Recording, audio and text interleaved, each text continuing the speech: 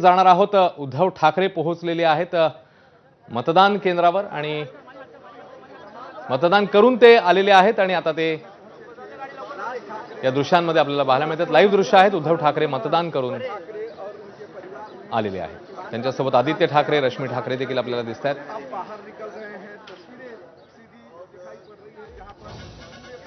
सकाळपासूनच जनसामान्यांपासून ते सेलिब्रिटींपर्यंत, राजकारण्यांपर्यंत सगळी मंडळी जी आहेत ती मतदानाकरता निघालेली आहेत। अजूनही 5:30 पर्यंत म्हणजे जवळपास 5.5 तासाची वेळ बाकी आहे। तेव्हा आपणही ज्या मंडळींनी अजूनही मतदान केलं नसेल तरी मतदान नक्की करा। या दृश्यांमध्ये आपल्याला दिसतात ठाकरेंच्या शिवसेनेचे पक्षप्रमुख उद्धव ठाकरे, त्यासोबतच नेते अनिल परब, आदित्य ठाकरे ही सगळी मंडळी मतदान करून आता बाहेर पडतात।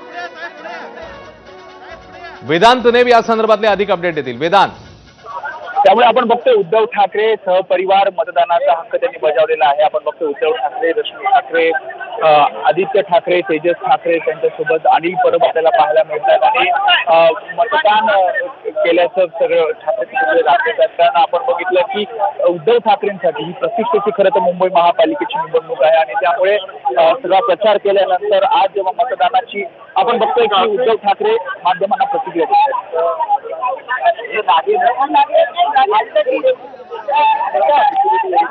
खाली क्या बूम खाली क्या राहुल खाली हो खाली क्या बूम खाली क्या सर हाँ सर रोल सर काय सांगणार तुम्ही मतदारांना काय आव्हान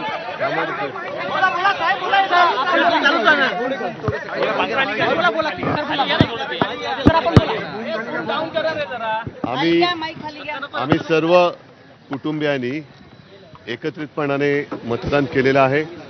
मी जिथे जिथे निवडणुका आहेत तिथल्या सर्व मतदारांना विनंती करेन की आपण आपला मतदानाचा अधिकार बजावा आणि या देशातली, राज्यातली, शहरातली लोकशाही जिवंत ठेवा।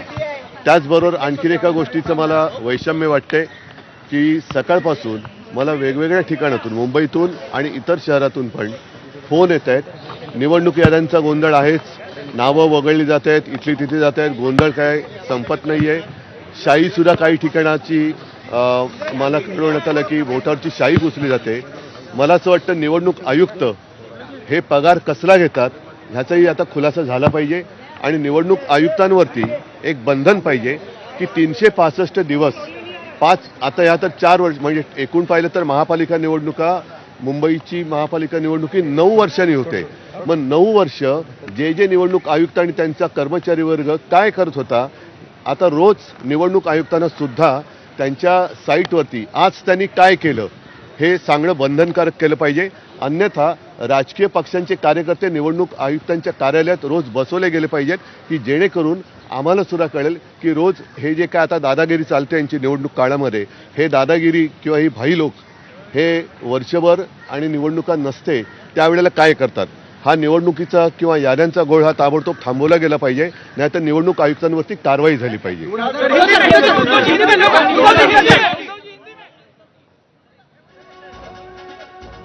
तर मतदानाचा हक्क बजावल्यावर उद्धव ठाकरेंनी माध्यमांशी संवाद साधलेला आहे। शाई काही ठिकाणी पुसली जात असल्याची तक्रार येत असल्याबद्दल त्यांनी सवाल विचारलेला आहे।